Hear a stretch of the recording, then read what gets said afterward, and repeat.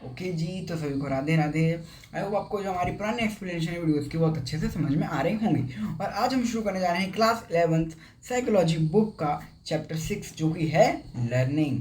जी हमारी बहुत ज़्यादा इंटरेस्टिंग टॉपिक है और इंटरेस्टिंग चैप्टर है और बहुत ही आसानी से आपको कम्प्लीटली समझ में आ जाएगा और साथ ही साथ मज़ा भी आने वाला है। तो एंड तक वीडियो में बने रहिए। तो चलिए बिना किसी देरी के शुरू करते हैं। देखिए सबसे पहले हमारे लर्निंग चैप्टर में आता है nature of learning. 1 minute. Okay, तो जो हमारा सबसे पहला टॉपिक है वो है नेचर ऑफ लर्निंग। देखिए नेचर ऑफ लर्निंग में आपको बता देता हूँ कि आपका क्या क्या जो है वो इम्पोर्टेंट है। तो learning may be defined as any relatively permanent change in the behaviour और बिहेवियर एक्सपीरियंस। यहाँ से लेके यहाँ तक आप जो है वो सारा अंडरलाइन कर सकते हो, क्योंकि अब मैं यहाँ पे ज़्यादा अंडरलाइन नहीं करने वाला, तो आप खुद समझ जाइएगा, ठीक है। तो देखिए सबसे पहले यहाँ पे कहा जाता है, तो देखिए सबसे पहले हम पढ़ने वाले हैं आज नेचर ऑफ लर्निंग। तो यहाँ पे हम सबसे पहले कहा जा रहा है कि जो लर्निंग है ना उसकी डिफाइन दी जा रही है, जो कि है कि learning may be defined as any relatively permanent change. मतलब कोई भी परमानेंट चेंज हमारे बिहेवियर में, ध्यान से सुनिए मेरी बात को, कोई भी रिलेटिवली परमानेंट चेंज में लगभग, रिलेटिवली मतलब यहाँ पे है लगभग कोई परमानेंट चेंज जब हमारे बिहेवियर में होता है, किसके कारण? एक्सपीरियंस के कारण, due produced by the experience, ठीक है। तो उसे हम लर्निंग कहते हैं।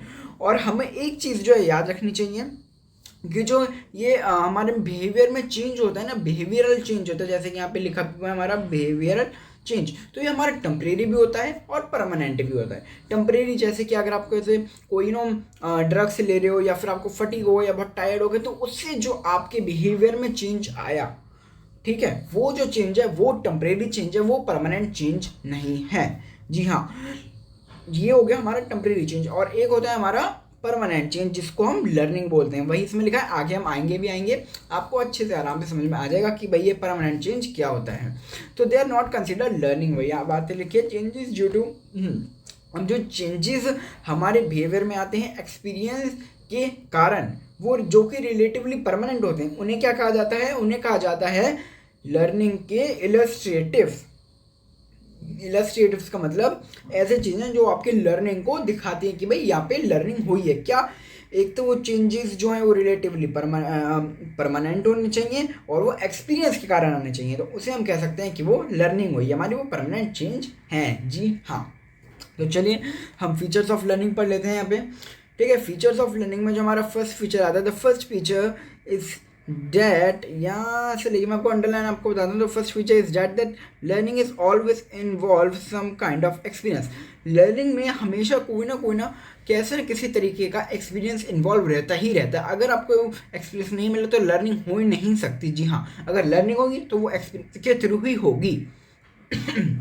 ये तो पक्की बात है, ठीक है, इसको कोई नहीं नकार सकता। फिर कहते हैं if an event happens then it may be followed by certain other events। कहते हैं अगर कोई इवेंट हुआ है तो हो सकता है कि वो किसी और इवेंट की वजह से हुआ हो। देखो हम इसको और अच्छे से समझाते हैं। कहते हैं कि जब एक इवेंट की वजह से कोई दूसरा इवेंट होता है तो उसमें भी लर्निंग होती है। सॉरी, जब एक इवेंट की वजह से कोई दूसरा इवेंट होता है तो उसमें भी लर्निंग होती है।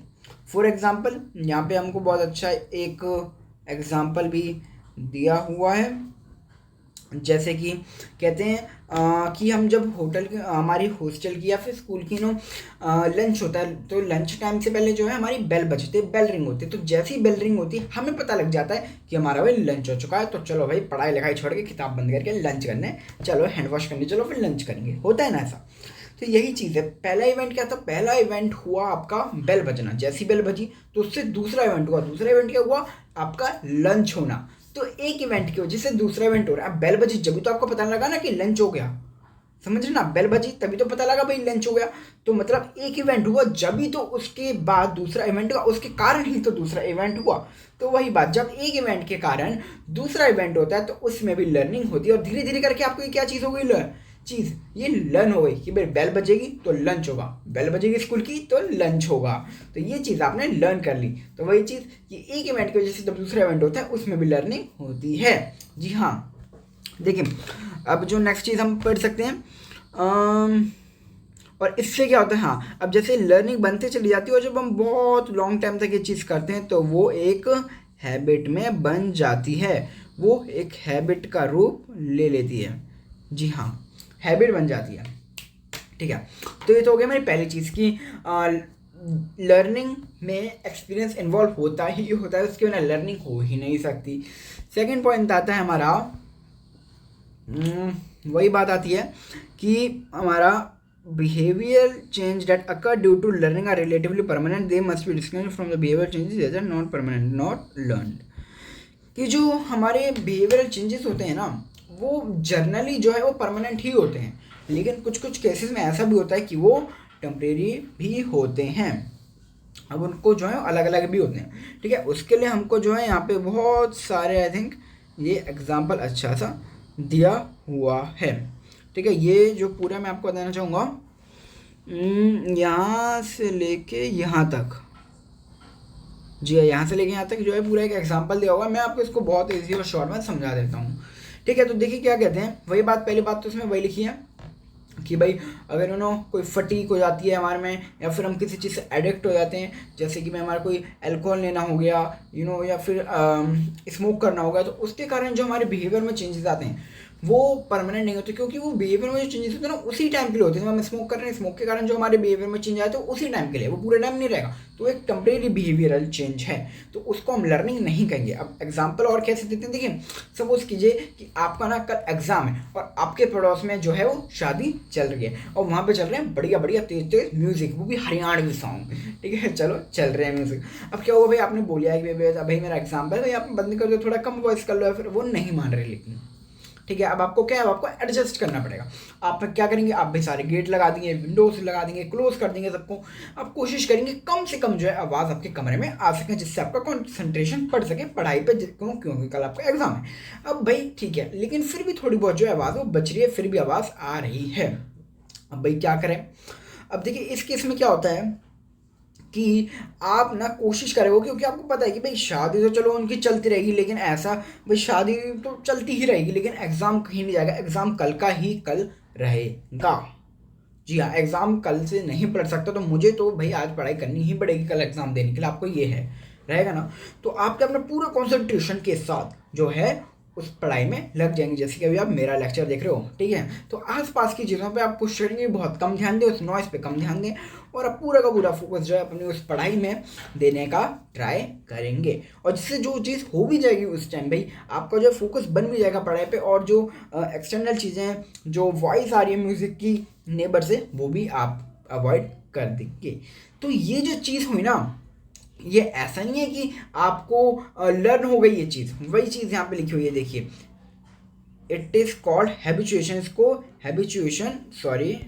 इसको हैबिचुएशन कहा जाता है, ये कोई लर्निंग नहीं होती, वही चीज़ जो यहाँ पे लिखी हुई है।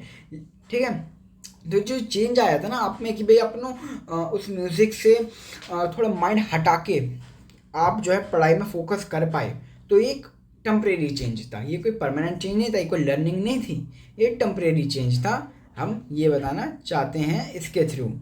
ओके, चलिए अब नेक्स्ट चलते हैं। नेक्स्ट आता है कि learning involves a sequence of psychological events. Learning में जो है एक सीक्वेंस होता है साइकोलॉजिकल इवेंट्स का, वही फॉलो जो है वो किया जाता है। देखिए सीक्वेंस कैसा आप कहेंगे, देखिए सीक्वेंस ऐसा, आप जो है ना यहाँ से लेके ये फर्स्ट पॉइंट है, इसको यहाँ से लेके यहाँ तक जो है वो अंडरलाइन कर सकते हैं। जी हाँ, इसको यहाँ से लेके यहाँ तक अंडरलाइन आप कर दीजिए। बाकी मैं आपको समझाता हूँ क्या कहना चाहते हैं। देखिए ये कहना चाहता है कि ना सबसे पहली चीज़ आती है हमारी डू अ प्री टेस्ट। अब सपोज आप कीजिए कि आपने फ्रेंच लैंग्वेज जो है वो सीखना जा रहे हो। अब फ्रेंच लैंग्वेज सीखने जा रहे हो तो पहले तो आपका प्री टेस्ट लिया जाएगा कि भाई आप फ्रेंच लैंग्वेज के बारे में कितना जानते हो। Do a pre test, you know how much the person knows before learning, कि आप फ्रेंच लैंग्वेज के कितने वर्ड्स जानते हो। सपोज आपको जो एक पूरी एक लिस्ट दी गई है, भाई लिस्ट है पूरी, आपको जो है पूरी याद करनी है, इसमें वर्ड्स हैं बहुत सारे वर्ड्स हैं इसके अंदर। अब आपने कहा भैया मेरे को एक ये वर्ड आता है, एक ये वर्ड आता है, एक ये वर्ड आता है, तो आपका पहले प्री टेस्ट किया जाएगा कि आपको उसमें से कितने कितने वर्ड्स जो है वो आते हैं, ठीक है। हुआ आपको इतने वर्ड्स में से सपोज 10 वर्ड्स हैं, 10 में से 3 वर्ड्स जो है वो आते हैं फ्रेंच लैंग्वेज के। अब सेकंड में क्या रहता है, अब आपको जो है इनको याद करने के लिए क्या जाता है, मैं उसकी एक लिस्ट बनाई जाती है, जो आपको वर्ड्स याद करने हैं उसकी एक लिस्ट बनाई जाएगी। Present the list of words to be reminder for a fix time, ठीक है, उसकी लिस्ट बनाई जो आपको वर्ड्स याद करना है फ्रेंच लैंग्वेज के। फिर during this time the list of words proceed towards acquiring new knowledge. अब थर्ड स्टेप में आप जो है उस लिस्ट के वर्ड्स जो है, उस लिस्ट में जो वर्ड्स हैं उनको याद करते हो, ठीक है, याद कर लिया। अब फोर्थ में क्या होता है, फोर्थ में फिर आप प्रोसेस जो है कंप्लीट हो जाता है याद करने का, और जो नॉलेज होती है वो उसको आप एक्वायर्ड कर लेते हो। तो यहाँ पे हम कह देते हैं जो आपने वो वर्ड्स थे, वो जो नॉलेज थी उस पेज में, उसको लर्न कर लिया, ठीक है, तो वो चीज़ आपको लर्न हो जाती है। अब फिफ्थ पॉइंट में क्या होता है, फिफ्थ पॉइंट में जो है कुछ टाइम के बाद फिर से जो है पर्सन को रिकॉल कराई जाती है इन्फॉर्मेशन वो, और फिर वो जो उसको कंपेयर किया जाता है, जो हमने प्री टेस्ट किया था और फिर हमने जो बाद में टेस्ट लिया था उसको जो है वो कंपेयर किया जाता है हमारे प्री टेस्ट को।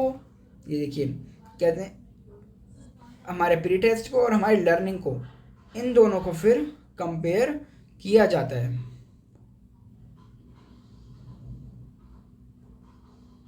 ओके, इन दोनों चीज़ को जो है हमारी, इनको फिर कंपेयर किया जाता है, ये होता है हमारा, ठीक है। फिर हमारा नेक्स्ट पॉइंट आता है परफॉर्मेंस। जहाँ कहते हैं जो लर्निंग प्रोसेस है ना, ये हमारी परफॉर्मेंस जो प्रोसेस होता है उससे डिफरेंट है। मतलब अब देखिए ज़रूरी नहीं है, अगर लर्निंग और जो परफॉर्मेंस दोनों प्रोसेस होते हैं ना वो डिफरेंट होते हैं। देखिए कैसे में, अगर आपने सपोज आपने टीचर ने कहा कि भाई कल ना टेस्ट है बच्चों, तो आपको ये पूरा जो है पेज मेरे को अच्छे से समझो और इसमें से मैं क्वेश्चन पूछूंगी, याद करके आना, भाई ये वाली चीज़ जो है याद करके आना। अब टेस्ट में आए क्वेश्चन, लेकिन आपने याद कर लिया अच्छे से, भाई क्या क्या इन्होंने बोला, आप समझ लिया सब कुछ मेरी वीडियो देख के आपने, ठीक है, लेकिन आप ना पूरी वीडियो नहीं देखी, आपने मेरी पूरी वीडियो नहीं देखी, आपने अच्छे से एक्सप्लेनेशन नहीं समझी। सपोज आपके पास कम टाइम था, आपने 2x में देख लेता है हो जाएगा, तो आपने देख ली, फिर आप क्या हुआ, गलती ये हो गई कि आप उस चीज़ को फिर टेस्ट में जो है वो एक्सप्लेन नहीं कर पाए, ठीक है, आप उस चीज़ को टेस्ट में एक्सप्लेन नहीं कर पाए, उसको राइट नहीं कर पाए। अब टीचर कहेगी भाई मेरे को तो लगता है इस बच्चे को याद नहीं है इसलिए इसने लिखा नहीं। अब ये चीज़ नहीं है कि आपको भाई आपने लिखा नहीं उसको, आपने उसको परफॉर्म करके नहीं दिखाया तो आपको याद नहीं है, आप में लर्निंग नहीं है उस चीज़ की। आपको पता है कि आपको लर्न था लेकिन आप उसको परफॉर्म नहीं कर पाए, आप उसको राइट नहीं कर पाए टेस्ट में, लेकिन आप उसको जो है ओरल समझा सकते हो, लेकिन आप उसको जो है उसकी इंग्लिश कन्वर्ट नहीं कर पाए, या फिर कुछ भी दिक्कत हो सकती है, आप उसको लिख नहीं पाए पेपर पे, लेकिन आपको पता है कि आपके दिमाग में वो चीज़ है, आपको पता है, आपको याद है। तो इसी तरीके से हम कह सकते हैं कि जो लर्निंग होती है वो परफॉर्मेंस से डिफरेंट होती है।